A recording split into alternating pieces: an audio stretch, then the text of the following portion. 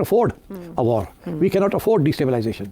We cannot afford to support these groups. तो हम इनसे लड़ते रहे और हमें मार रहे हैं, तो हमारा तो ये केस ही नहीं बनता कि हम इसको कोई चीज़ करें। तो अगर किसी का केस बनता है इसको कोई चीज़ करने को, तो वो फॉल्स फ्लैग कराना या इसको कोई चीज़ करना ये इंडिया का है। मगर ये जो कश्मीर इंटरनेशनलाइज हो गया ना, बस मैं जाते जाते पता टाइम खत्म हो गया, मैं 3 बातें करूँगा, एक बात में 3। अगर ये पहलगाम इंडिया ने करवाया और उसके बेसिस के ऊपर जो कामयाबी नहीं हासिल हुई, तो फिर ये फिर करवा सकते हैं। सबसे अहम डेवलपमेंट जो है वो हमारे बॉर्डर्स के ऊपर ही है कि अभी तक हिंदुस्तान बाज नहीं आ रहा। मुल्ला साहब, मुझे पता क्या लगता है, मैं इंडियन कुछ जो सेंसिबल एंकर्स हैं मैं उनको सुन रहा हूँ, जैसे परवीन सोनी वगैरह हैं जो सेंसिबल बात कर रही हैं, और वो ये कह रहे हैं कि इंडिया इतनी एक्टिविटीज कर रहा है पाकिस्तान में, ये बगैर कहे वो कह रहे हैं बिटवीन द लाइंस कि सितंबर अक्टूबर में हो सकता है पाकिस्तान खुद ही सीज फायर को वायलेट करके अटैक कर दे, तंग आके इनसे। तो इसलिए एवरीबडी थिंक्स, मेरी करण थापर से भी बात हुई जाती तौर पे, उन्होंने भी मुझे ये कहा कि ये पॉज है, और अभी उनका ख्याल है कि 2 इवेंट्स होने हैं दहशतगर्दी के।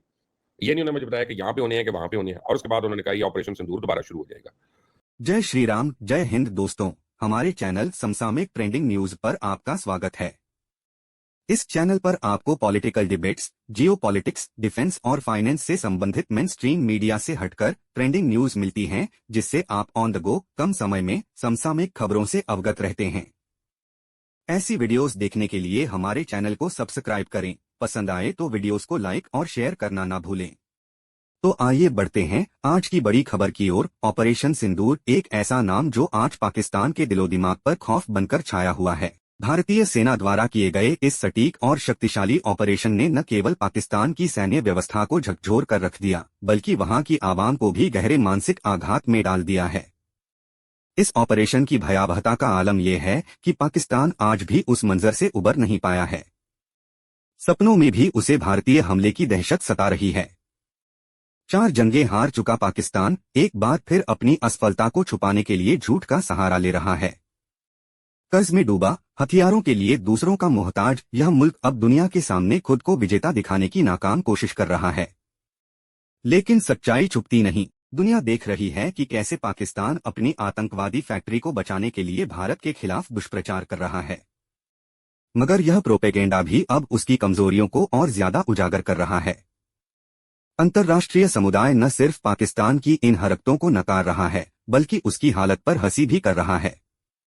भारत की निर्णायक कार्रवाई और पाकिस्तान की हताश प्रतिक्रिया एक बार फिर साबित करती है, जब भारत जवाब देता है तो वो इतिहास बनाता है। afford a war. We cannot afford destabilization. We cannot afford to support these groups. तो हम इनसे लड़ते रहे और हमें मार रहे हैं, तो हमारा तो ये केस ही नहीं बनता कि हम इसको कोई चीज़ करें। तो अगर किसी का केस बनता है इसको कोई चीज़ करने को, तो वो फॉल्स फ्लैग कराना या इसको कोई चीज़ करना ये इंडिया का है। मगर ये जो कश्मीर इंटरनेशनलाइज हो गया ना, बस मैं जाते जाते पता टाइम खत्म हो गया, मैं 3 बातें करूँगा, एक बात में 3। अगर ये पहलगाम इंडिया ने करवाया और उसके बेसिस के ऊपर जो कामयाबी नहीं हासिल हुई, तो फिर ये फिर करवा सकते हैं। उधर ये एक और वाक्य फिर कहीं इंडिया में, ठीक है, कश्मीर में, इंडिया में, कहीं भी, जरूरी नहीं कश्मीर में। ओके। दूसरा ये कि अगर ये किसी कश्मीरी इंडिपेंडेंट ग्रुप ने किया तो वो तो बड़े खुश होंगे कि इंटरनेशनलाइज हो गया ये, तो वो फिर कर सकते हैं। और अगर इल्जाम हमारे पे लग रहा है तो हमने तो इंटरनेशनलाइज भी कर दिया और वॉर भी जीत ली। तो मैं ये कह रहा हूँ कि इंसेंटिव्स जो हैं वो हर एक के पास हैं, जिसने पहले किया वो फिर कर सकता है। Which is why very scared कि ये मामले को तय करना चाहिए। इंटरेस्टिंग बात यह है कि अभी तक लोग इधर जा नहीं रहे हैं कि रूट कॉज क्या है इन चीज़ों की। अच्छा। ये जो नई डॉक्ट्रिन इंडिया ने बनाई है, ये तो डॉक्ट्रिन इज फॉर वॉर। अगला राउंड होगा, अगर उन्होंने कहा न्यू नॉर्मल ये है कि कभी कुछ होगा तो हम कुछ करेंगे।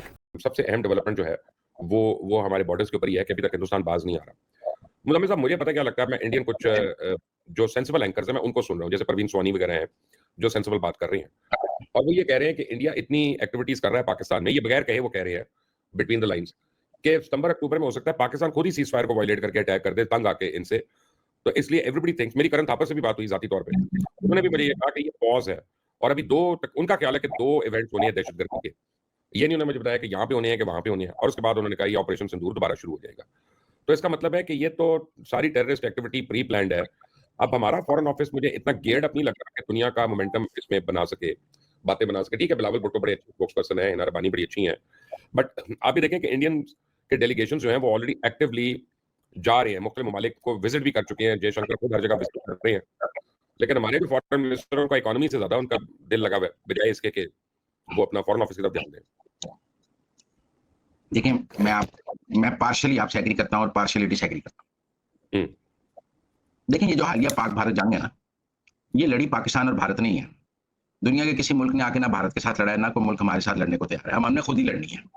जो लोग कहते हैं दोबारा लड़ाई होगी, दोबारा लड़ाई मैं नहीं समझता पाकिस्तान शुरू करेगा। इट डजंट सूट्स पाकिस्तान, ये पाकिस्तान का नैरेटिव भी नहीं है। जो हमारे मुल्क के अंदर दहशतगर्दी है उसे हम खुद खत्म करेंगे, हमें उसके लिए भारत पर हमला करने की जरूरत नहीं है। That's a very lame excuse. जो मुल्क के अंदर दहशतगर्दी है वो खत्म करना हमारी अपनी जिम्मेदारी है। अगर उनको कोई फॉरेन मदद है तो उनका नेटवर्क तोड़ना हमारी अपनी जिम्मेदारी है, उनकी सहूलतकारी को खत्म करना हमारी अपनी जिम्मेदारी है, उनके स्लीपर सेल्स को खत्म करना हमारी अपनी जिम्मेदारी है। और अगर अफगानिस्तान की जमीन इस्तेमाल हो रही है तो हमारी जंग अफगानिस्तान से बन सकती है, इंडिया से नहीं, क्योंकि हमारे जहां हमारे दहशतगर्दी हो रही है वहां इंडिया के साथ बॉर्डर नहीं।